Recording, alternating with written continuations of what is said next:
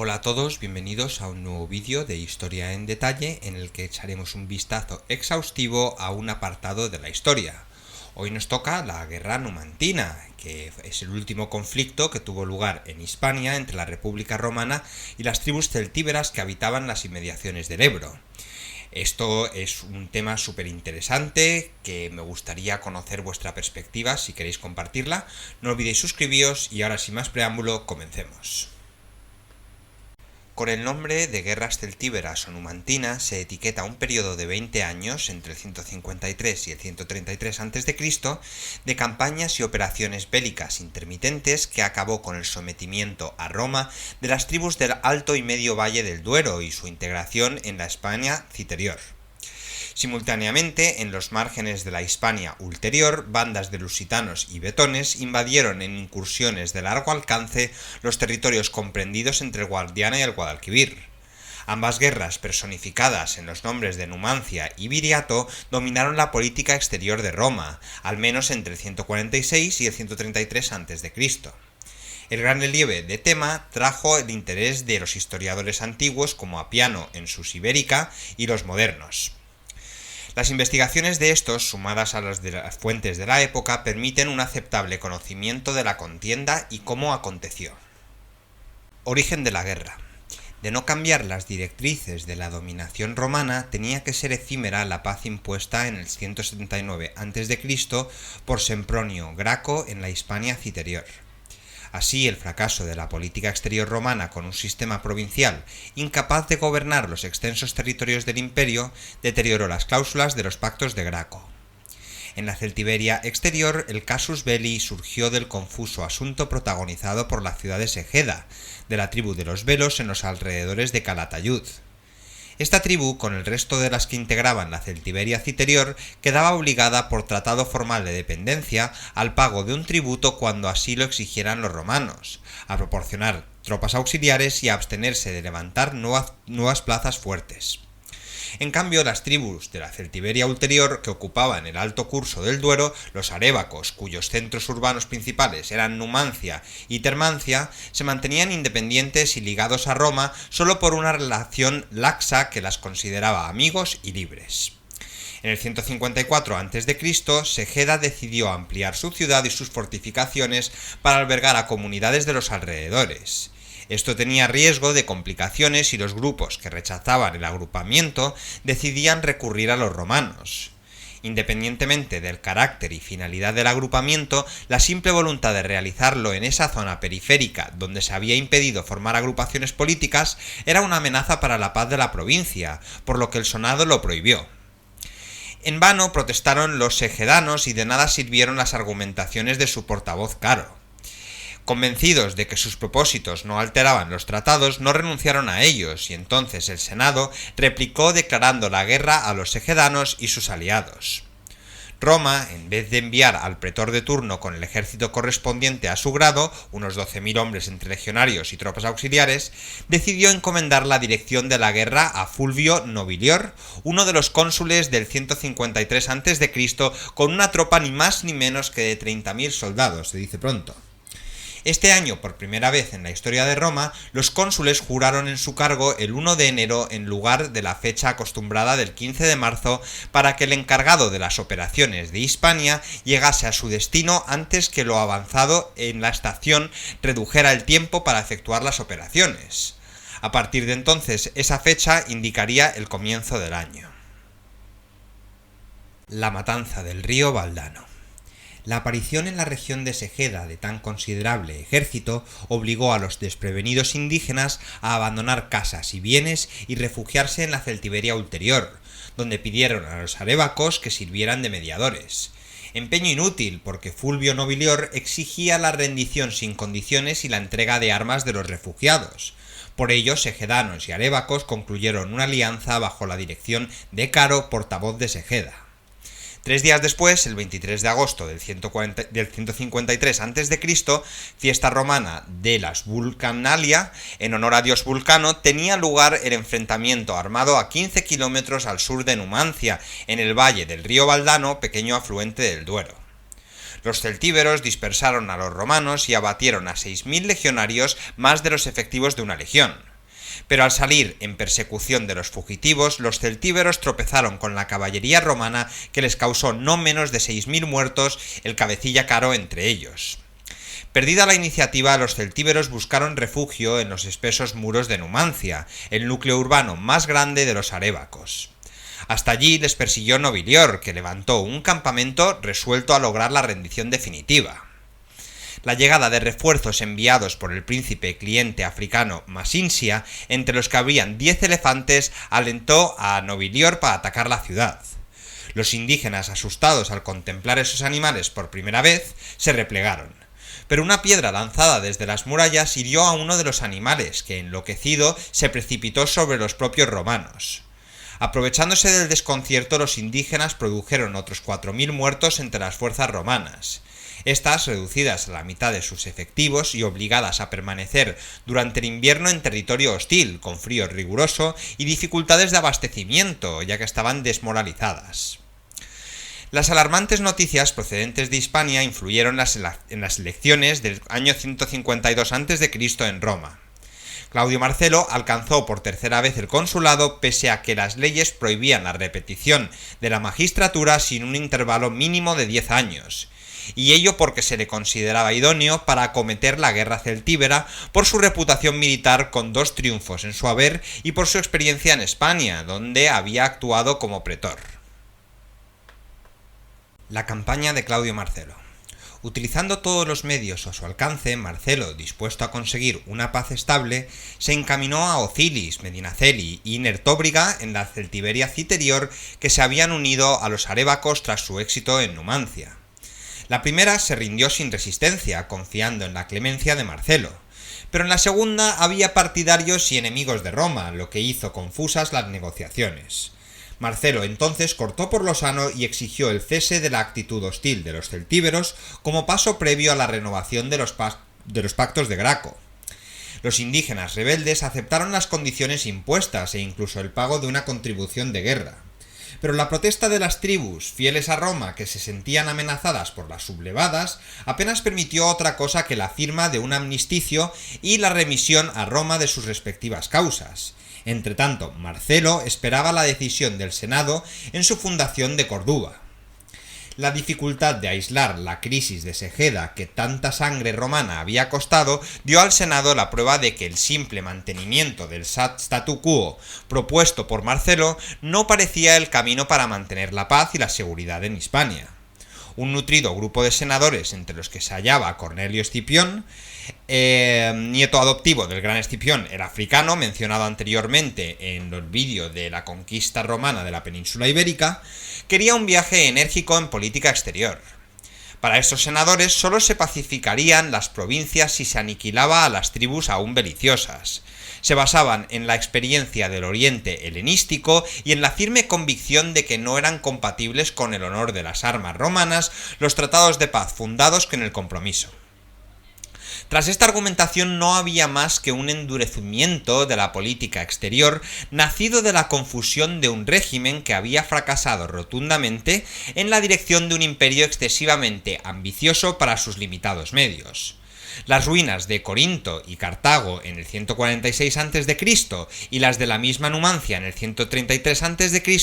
jalonarían ese camino brutal y estéril que sus propios impulsores ignoraban a dónde conducía. El caso es que al decidir el Senado la continuación de la guerra, Marcelo a su pesar se vio forzado a reemprender las hostilidades el mismo 152 a.C. después de devolver sus rehenes a los celtíberos. Frente a las murallas de Numancia, apenas a 1 kilómetro de la ciudad, Marcelo levantó su campamento obligando a los indígenas a guarecerse entre sus muros. La superioridad romana, el espíritu conciliador de Marcelo y la prisa de ambas partes por llegar a una solución al saberse que un nuevo ejército al mando del cónsul del año 151 a.C., Licinio Lúculo, venía a sustituir al de Marcelo, precipitaron un acuerdo. En la primavera del 151 a.C., los indígenas aceptaron formalmente la rendición sin condiciones y entregar una elevada suma de dinero a cambio de la renovación de los pactos de Graco. No tuvo dificultad Marcelo en que las instancias centrales reconocieran su paz, que hasta el 143 a.C. duraría en Celtiberia. No obstante, la decisión de proseguir la guerra tendría inesperadas consecuencias.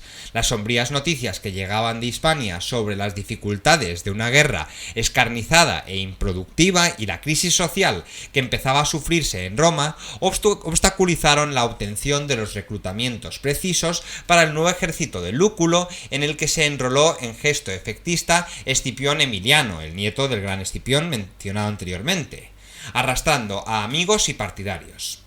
Si las esperanzas de esta facción beliciosa quedaron frustradas con la paz de Marcelo, nada impedía pelear contra los pueblos exteriores, más allá de la Celtiberia. Pronto halló Lúculo un enemigo en el que volcar sus turbios propósitos, los Bacceos, pueblo cerealista que, extendido a ambos lados del Duero, medio tendía el puente entre la Celtiberia en la citerior y lusitanos y betones en la ulterior. Fueron injustamente acusados de atacar a los vecinos, los carpetanos, súbditos romanos. Una de sus ciudades, Coca, fue asaltada entre vergonzosos detalles que, según Apiano, llenaron de infamia a los romanos. Como no podía ser de otra manera, las tribus bacceas, unánimes en su odio al invasor, se apresaron a la resistencia. Intercatia, Villalpando, siguiente presa de Lúculo, hubo de capitular sin que el general romano lograra satisfacer sus verdaderos propósitos de acumular metales preciosos porque los indígenas carecían de ellos. La injustificable campaña tuvo un desenlace adecuado cuando el ejército de Lúculo sitió la más poderosa de las ciudades bacceas, Palencia, que logró resistir. Los romanos hubieron de retirarse al sur, donde Galba, pretor de la ulterior, atravesaba serias dificultades en su campaña contra los lusitanos. La unión de ambos ejércitos forzó a pedir la paz a los lusitanos. El pretor la prometió junto con un reparto de tierras de cultivo que aliviase la depauperada economía indígena.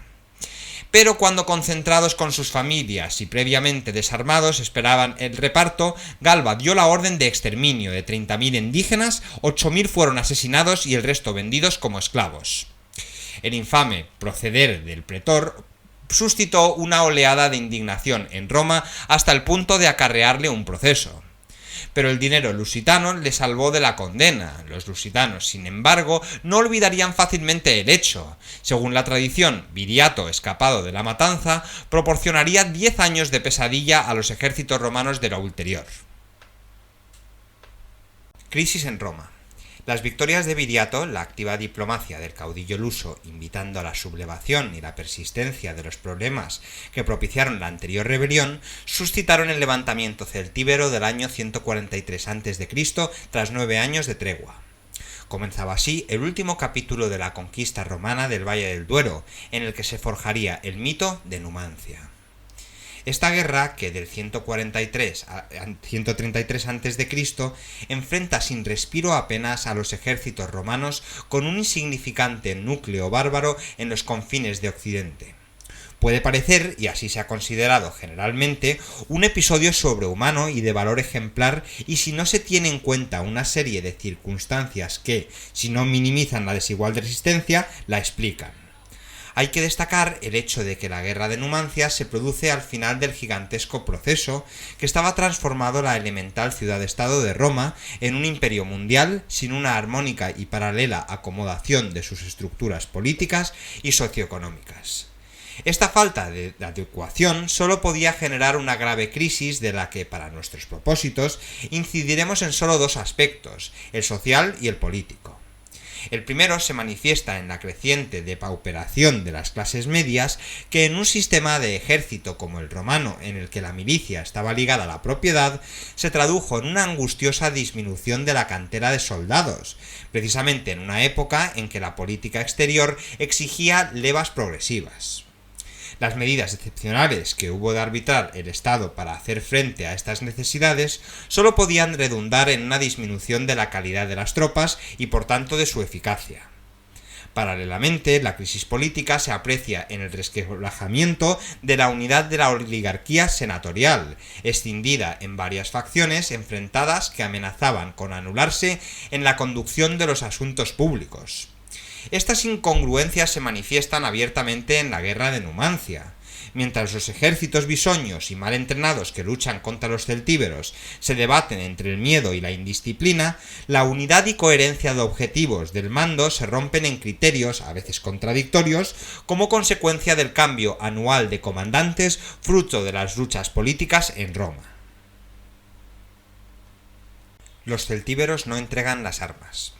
Numancia no resistió durante 11 años, según proclaman con infantil orgullo muchas historias de España, ya que 15 meses de asedio continuado acabaron con su resistencia. Pero sí que es cierto que durante largos años fue Numancia un serio problema para el Estado romano, porque la dirección militar de Roma no supo resolverlo al cambiar continuamente de tácticas y objetivos. Bastó un general con talento y dotes de mando y una acción coherente para concluir la desigual lucha, aunque entre tanto el nombre de Numancia se convertiría en leyenda. El levantamiento celtíbero de 143 a.C. se consideró tan grave como para enviar a Hispania a uno de los cónsules, Cecilio Metelo, brillante general recientemente experimentado en los campos de Macedonia al frente de un ejército de más de 30.000 hombres. En los 2 años que permaneció en Hispania, Metelo persiguió la pacificación de todo el valle del Jalón y el Alto Medio Duero con un plan sistemático que comenzó en la Celtiberia Citerior, el país de lusones, velos y titos, con el sometimiento de las ciudades de Cetóbriga y Contrevia, y continuó en el extremo occidental en territorio bacteo, en forma de operaciones de castigo para aislar al núcleo central más peligroso, el Arébaco, que se apoyaba en las plazas fuertes de Numancia y Termancia. La eficacia militar unida a una política en cierto modo moderada, al estilo de Marcelo, pareció dar sus frutos cuando termantinos y numantinos estuvieron dispuestos a aceptar una paz porque les convertía en amigos y aliados del pueblo romano, a cambio de rehenes, ropas, caballos y armas. Pero el día fijado, después de cumplir la mayor parte de las condiciones exigidas, los indígenas se negaron a entregar las armas, lo que significó la continuación de la guerra. Para conducirla, el Senado en el año 141 a.C. ya había encontrado un sustituto en el también cónsul y rival político de Metelo, Pompeyo.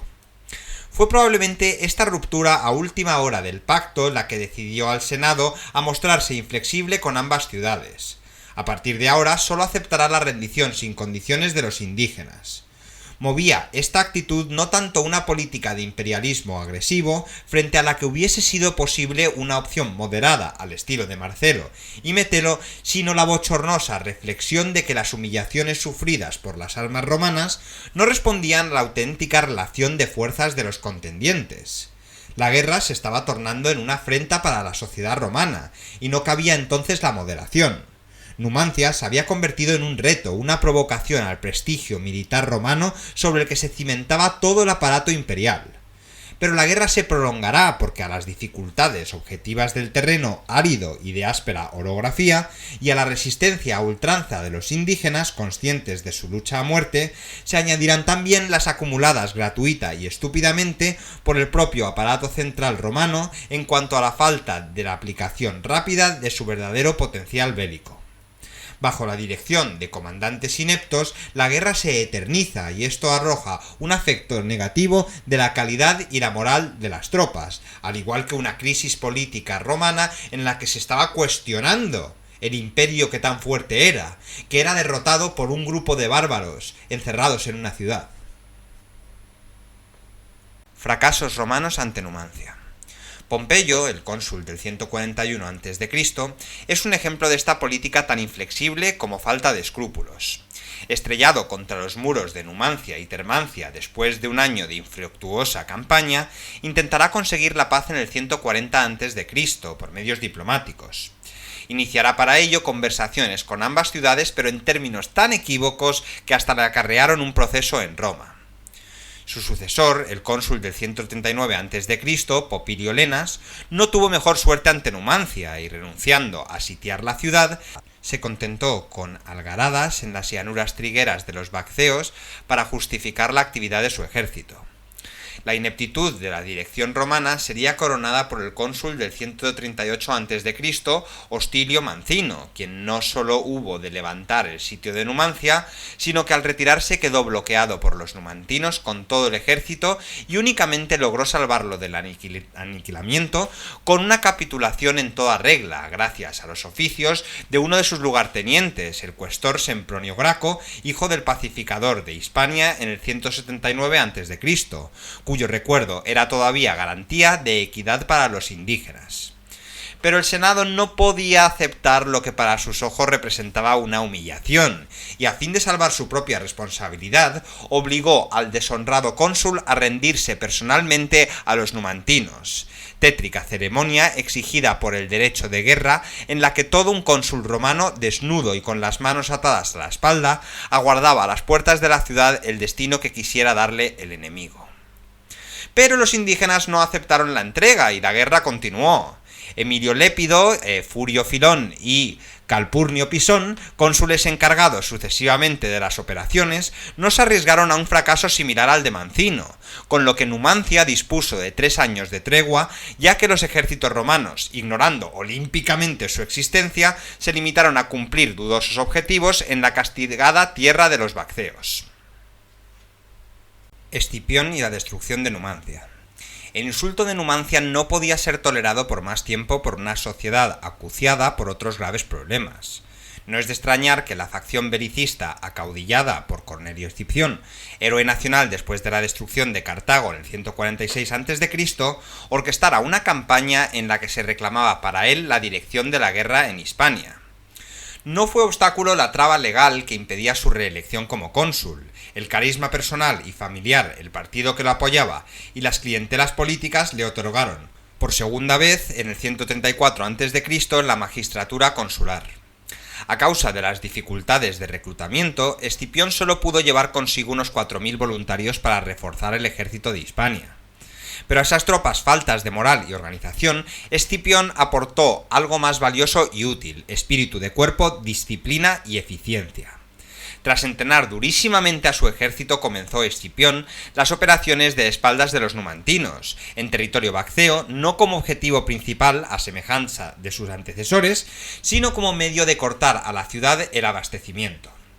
En octubre del año 134 a.C. se encontró el cónsul ante los muros de la legendaria ciudad, a la que ni siquiera dio oportunidad de combate frontal. Con el frío y meticuloso cálculo del que se sabe superior, inició un escrupuloso cerco que abandonaba a Numancia a su propia suerte. Gracias fundamentalmente a las excavaciones de Sulten, conocemos bien la topografía del lugar. Una cerca de empalizadas y terraplenes protegió a los sitiadores, mientras levantaban alrededor de la ciudad un sólido muro con torres controlado por 7 campamentos. En uno de ellos, el de Castillejo, a menos de 1 kilómetro al norte de Numancia, tenía Escipión su cuartel general. Su hermano Fabio acampaba en Peña Redonda, al sur. Ambos contenían la infantería legionaria pesada. En los 5 restantes repartían las tropas auxiliares itálicas e hispanas, en total alrededor de 50.000 hombres frente a los apenas 4.000 sitiados. Fueron estériles los intentos numantinos de romper el cerco que un sofisticado sistema de señales de comunicación mantenía en continua vigilancia. Cuando el hombre empezó a hacer estragos, los indígenas pretendieron conseguir una paz honrosa, pero Escipión solo aceptó la rendición sin condiciones. Tras espeluznantes sacrificios en los que no faltó el canibalismo y los suicidios en masa, el último grupo de espectros vivientes a los 15 meses de asedio se avino a entregar la ciudad. El vencedor aplicó en Numancia sus preceptos de política exterior ya experimentados en Cartago. La mejor manera de asegurar una conquista era aniquilar a cualquier enemigo efectivo o potencial y erradicar por el error de cualquier oposición. Después de reservarse 50 prisioneros para que adornasen su carro triunfal, vendió como esclavos al resto, incendió la ciudad y repartió el territorio entre las tribus vecinas que habían colaborado en el asedio. Se lograba al fin la pacificación de Celtiberia, mas no era la paz de justicia y equidad, sino la paz de los muertos, la paz del asesinato, la paz de acabar con todo. Vamos ahora a entrar en algunos detalles más sobre los últimos días de Numancia. Llegó Escipión a la península en la primavera del año 134 a.C. con unos 4.000 hombres, de los que 500 eran deudos y amigos que le servirían de guardia personal y de notarios de sus victorias. Los otros 3.500, a las órdenes de Fabio Buteo, eran romanos, aliados italianos o soldados escogidos que le cedieron a algunos reyes orientales amigos suyos. Poco después vendría en su ayuda el númida Yugurta con unos 15.000 hombres más que, sumados a los anteriores y a los que Roma tenía en la anterior, arrojarían un total aproximado de 70.000. Pero los soldados acantonados en el noroeste hispano no eran un verdadero ejército. En sus campamentos pululaba una tropa de adivinos, magos, prostitutas y buhoneros, nativos en su mayor parte, con los que los celtíberos conocían de antemano los movimientos de los romanos.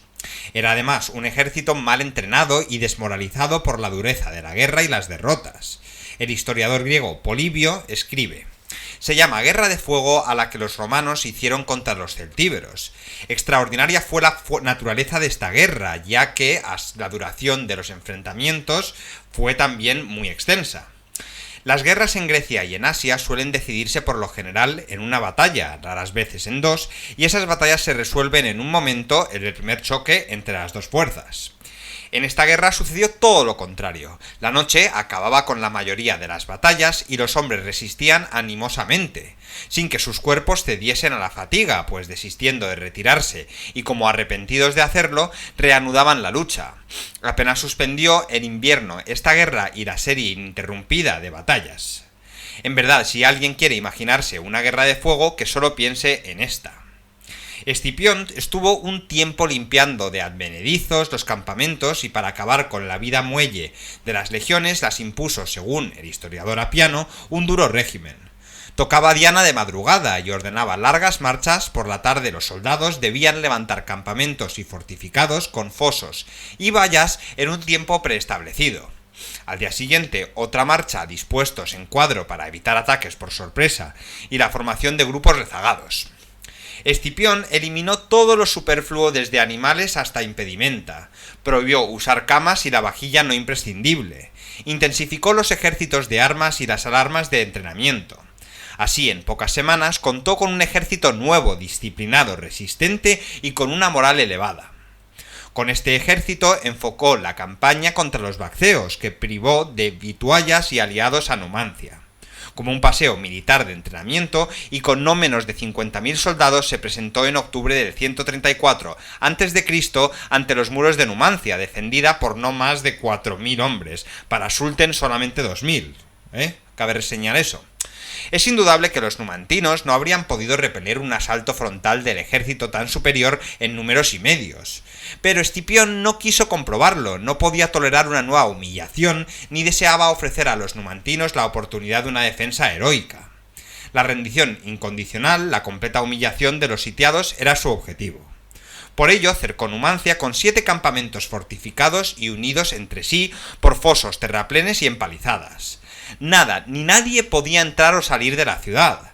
Altas torres protegidas por catapultas y balistas y bien provistas de honderos y arqueros controlaban cualquier movimiento en la ciudad sitiada.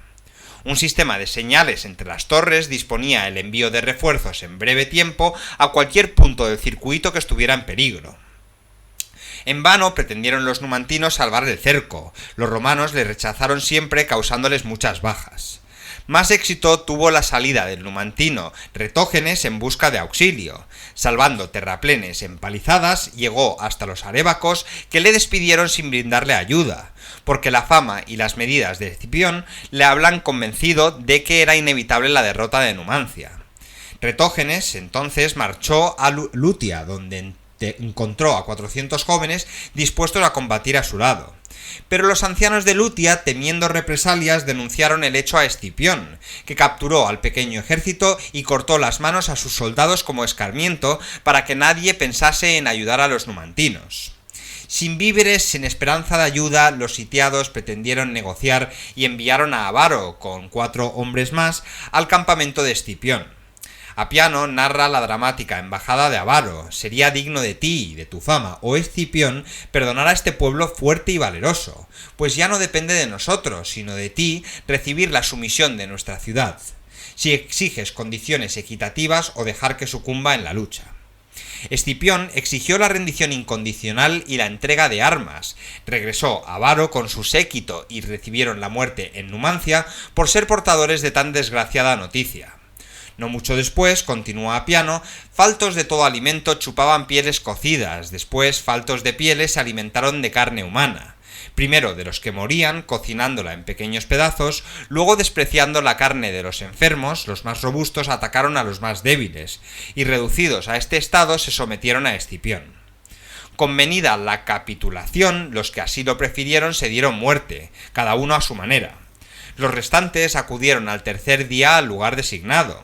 Espectáculo terrible y prodigioso, cuerpos esqueléticos cubiertos de vello y suciedad, con las uñas crecidas despidiendo un olor fétido.